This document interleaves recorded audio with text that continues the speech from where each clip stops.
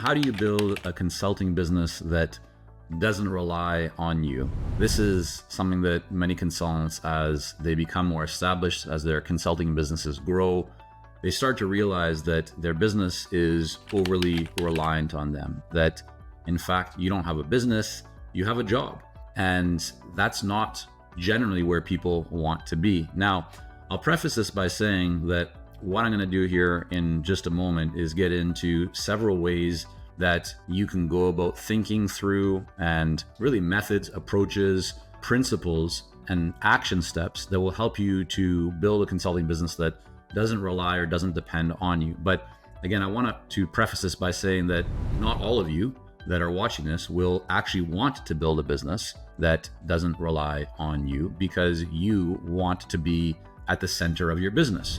And that's not a bad thing. It's a choice, right? You may be a solo consultant that absolutely loves doing all aspects of your business, and that's totally fine, right? You might be someone who does not want to build a business that has other people involved, meaning contractors, part-time, full-time, and that's okay. But many of you will want to build a business that doesn't rely on you, a business that can service your clients, that can continue to grow, a business that can increase in value over time, whether or not you want to sell the business in the future. The beautiful thing about that is that if you choose to take that path, then even if you decide never to sell your business, you can have a business that again can run while you are traveling or you're on holiday, or if you or somebody in your family got sick and you had to take a prolonged, period of time away from your business. If your business is set up to function in a way where it truly does not rely on you, that business can continue to run, to produce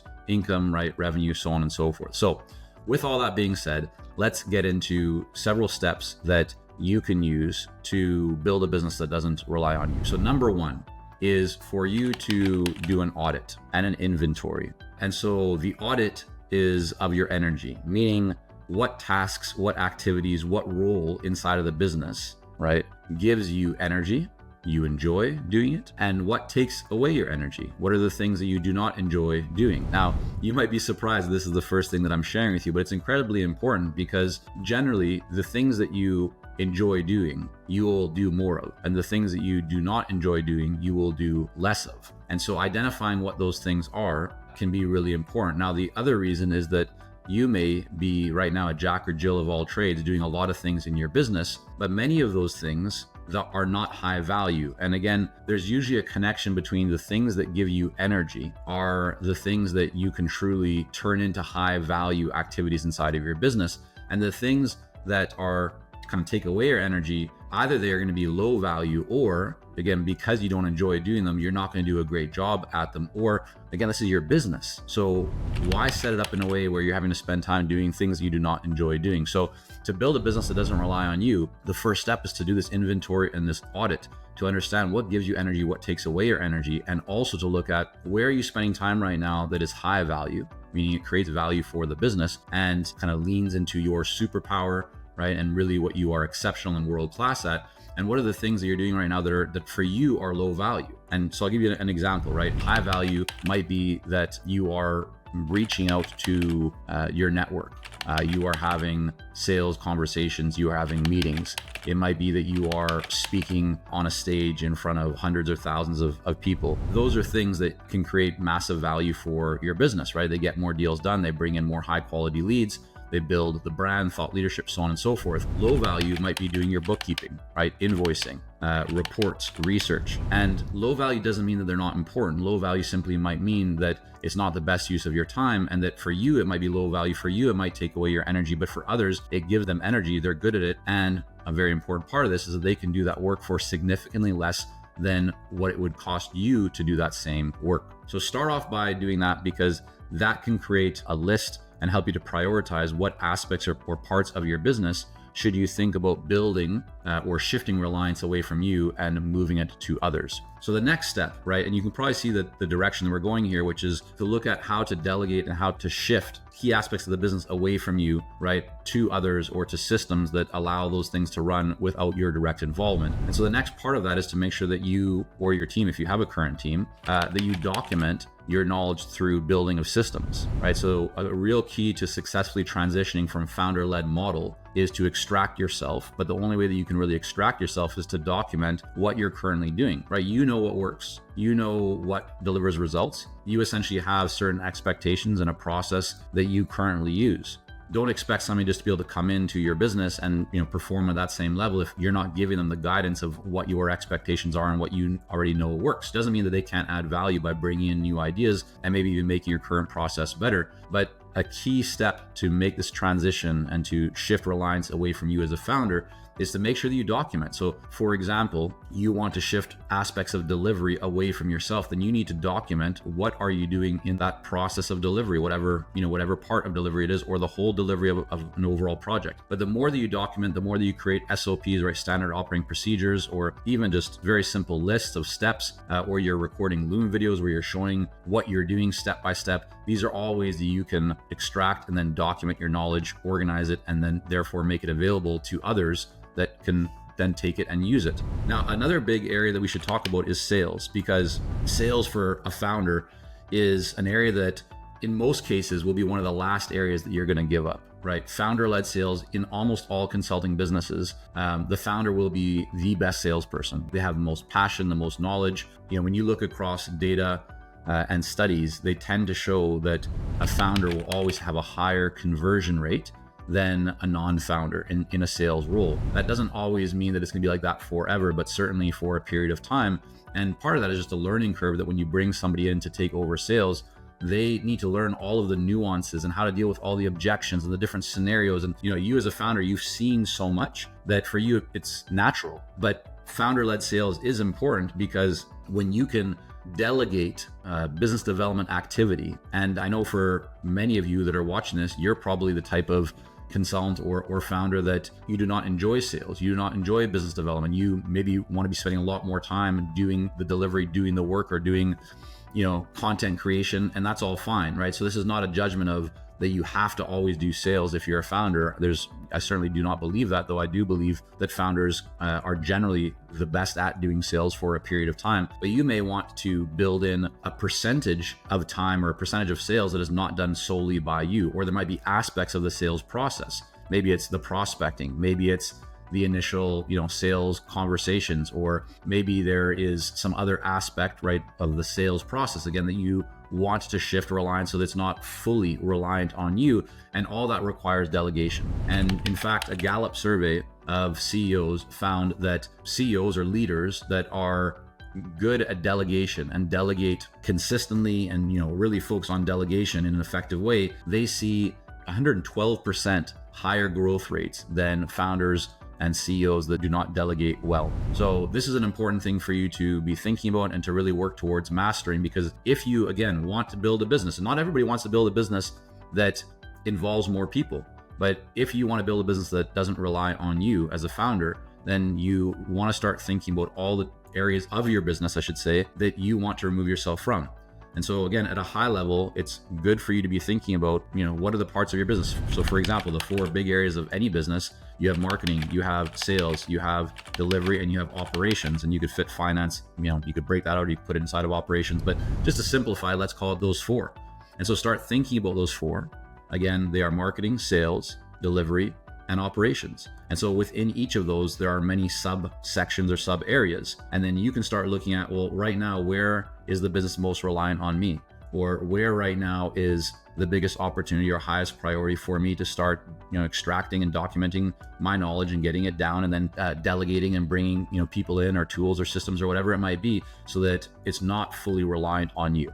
Okay. So select. You don't have to remove yourself completely right away, and it's certainly not going to happen overnight. When you have systems, when you have processes, when you know what you need to do, this is the kind of stuff we do with our clients all the time, is help them to build these systems and guide them through it step by step, and help them to prioritize and really decide where to begin and how to go about doing it. When you know that, it actually becomes pretty enjoyable and smooth to go through. Now, another area that I wanted to bring up here that is really important when you want to think about shifting reliance away from you is around your marketing and your content creation. Because when you start to prioritize, or you think about marketing and content in a way where you're not just going after short-term kind of, little hits or tactics, but in fact, you're thinking much more about long-term. So what will work for you long-term, that can be really beneficial. So I'll give you a real life example. At Consulting Success, we've created a lot of content over the years, and a lot of the content that we've created even many years ago still continues to bring in leads and opportunities and, people to our website and into our kind of community and world right here at Consulting Success. That's marketing content that has a long lifespan. That brings in opportunities. So why is that important? Well, it means that, for example, today or even this week, if we didn't do any marketing at all, we would still have leads and people kind of knocking on our door that are inquiring about our Clarity coaching program, or just even coming into our world and signing up for something that we're offering. That's because we've created, right? We've invested time, energy, resources, right? Money into creating marketing and content that has a long lifespan, as opposed to just doing, let's say, one social media tweet today or a LinkedIn post today, and that's it. So I'm not saying that those things are not valuable or not effective. They certainly can be. They should be done as part of an overall kind of marketing strategy. But if you want to shift reliance away from you, start thinking about the type of marketing and content creation, or kind of content development and amplification and promotion that will serve you and your company, not just today, but for the long term. The other area that I should talk about here, and I want to share with you when it comes to shifting reliance, is at a bit of a higher level, and it's quite strategic. And it's a bigger decision, but one that really could change the trajectory for your business, right? It really could be a game changer, and that is your overall business model and how you deliver services.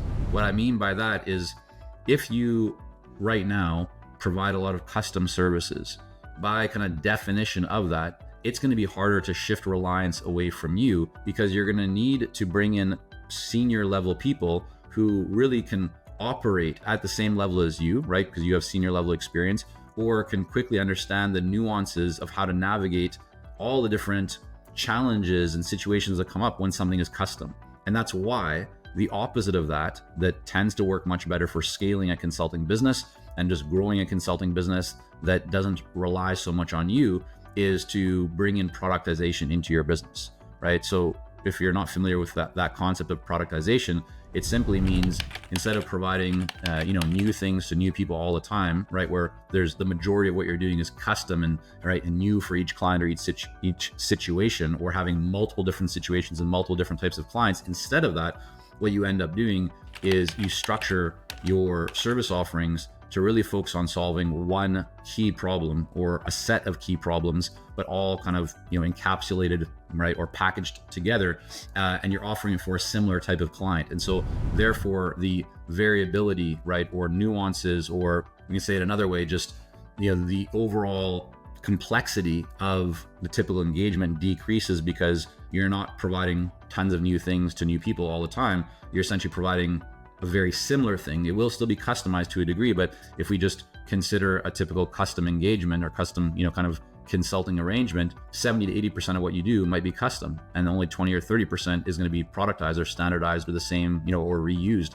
But in a productized situation, the majority of what you do, call it 70%, will be standardized, and you're using it again, which means that about 30% or so will be customized. So there still is customization, but with productized approach, you're able to bring in people into your business, or to delegate, and they don't need to be senior level people, which means they don't cost you as much, because it's much easier to train them, because they're not having to do as many new things, right?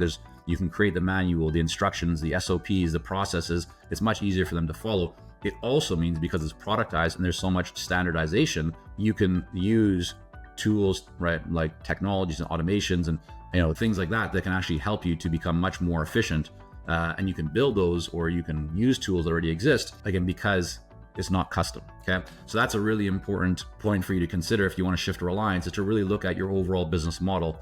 And then you've heard me throughout this whole kind of video, or if you're listening to this through audio, talk about or kind of point to the importance of people. All right, to build a business that doesn't rely on you, it does require you, at least now, right, in this current stage of the world, to use or to work with other people, right? We're definitely moving more and more towards adoption of AI, and the future will likely continue to kind of accelerate to the point where businesses do not require as many employees because many of the things that you would have needed somebody to do before can now be done by AI.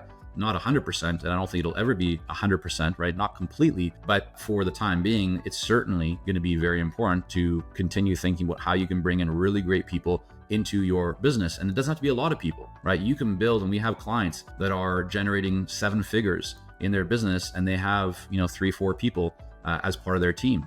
So it doesn't have to be a big business in terms of number of people to be a very profitable, high revenue business. Especially with AI right now, every person you bring onto your team, if they are kind of AI powered or empowered, they can get a lot more done, and their output can be significantly greater than pre-AI. So let me just wrap this up for this final point. When you think about bringing people into your company, it's important to understand, and this is my observation and kind of firsthand experience, that the value of bringing in an A player, and an A player typically will cost you more, but an A player will create the same value that it would probably take you 3 B players, right? Never mind C players. C players are the ones you should not have on your team. You should kind of, transition them to some other role and kind of let them free to find something that's better for them out there in the world. But B players are in many cases, they can be a bit dangerous because they are good, they add value, but they don't add value consistently. And with a B player, you'll find you tend to question, or you find things that they're not doing as well as you'd like. And you can certainly work with B players to get them up to where you want them to be as A players. But what I really want to share with you here today is the importance of finding A players and thinking about how you can bring in A players into your team. Because when you have an A player, right, or multiple A players on your team, you're going to feel so much more confident to step away from your business, or to know that your business can run without you, or to know that you can not worry about operations anymore or deliver anymore, and you can just solely focus on marketing or sales, or vice versa, whatever area you want to lean into. The other areas, if you have somebody leading that area or a couple areas and they're an A player, you can really be confident and know that they're going to do an amazing job. And that's very, very powerful, right? Confidence and peace of mind is such a critical part of running a business and of you having a great lifestyle. So there you have it, several principles, approaches, steps for you here on shifting reliance from you as the founder in your consulting business, and how to really build a consulting business that's to that next level without as much of your day-to-day involvement. There's a lot more things that we could get into on this topic, but for now I wanted to share these with you. If you'd like help with this, if you want to strategically grow your consulting business, whether you are a solo consultant or you have a team of 5, 10, 15, 20, right? Whether you're doing 6 figures or multiple 7 figures, and you want some guidance on how to get to that next level strategically, then go to consultingsuccess.com or click on the link somewhere, around this video or wherever you're listening to this, and get in touch. We have programs and support and ways that we, engage and help consultants just like you to really transform from being a consultant to being a confident and successful consulting business owner.